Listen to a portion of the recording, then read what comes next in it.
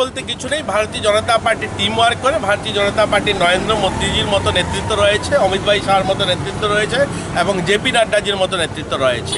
এটা সবাই মিলে উত্তরপ্রদেশের ডেভেলপমেন্ট এবং উত্তরপ্রদেশে 5 বছর যেভাবে সেখানে যে মুলায়ম সিং এবং মায়াবতীর যে গুন্ডারাজ কায়েম করেছিল, সেখানে গুন্ডা যেভাবে প্রতিষ্ঠিত হয়েছিল তাদেরকে গুড়িয়ে ফেলা, তাদের থেকে মুক্তি দেওয়া মানুষকে, এবং সেই রাজ্যে ডেভেলপমেন্ট কাজ করা খুব কঠিন ছিল।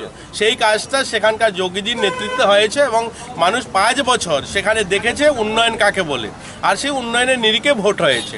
আর আমরা যদি বলি বাকি রাজ্যগুলো, আমাদের মণিপুরে যেভাবে সরকার সেখানে কাজ করেছে, যেভাবে মানুষের আশা পূরণ করেছে, তার জন্য সেখানে ভোট হয়েছে। উত্তরাখণ্ড বলুন আর গোয়াতে বলুন, গোয়াতে একটু ভোট কম হয়েছে, আমাদের আশা অনুরূপ হয়নি।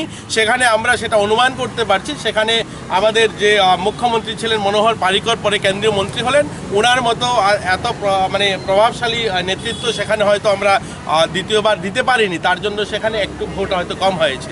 পাঞ্জাবে আমাদের সরকার কোনোদিন ছিল না, সেখানে শিরোমণি আকালি দলের সরকার ছিল, আমরা সেখানে ছোট শরিক ছিলাম, সেখানে সেই অনুপাতেই রেজাল্ট হয়েছে। কিন্তু পাঞ্জাবে কংগ্রেস মুক্ত হয়েছে। পাঞ্জাব যেখানে অপশাসন, সেখানে নেশার বাণিজ্য, যে পাঞ্জাবকে ডুবিয়ে ফেলছিল যে কংগ্রেস, সেখান থেকে মানুষ মুক্তি পেয়েছে এবং উত্তরপ্রদেশের মানুষ উন্নয়নের নিরিখে ভোট করেছে। আজকের দিনে একটাই মেসেজ থাকবে, সারা ভারতবর্ষের মানুষ উন্নয়ন দেখছে, উন্নয়নের নিরিখে ভোট করছে এবং 2023-এ ত্রিপুরা রাজ্য উন্নয়নের নিরিখে ভোট করবে।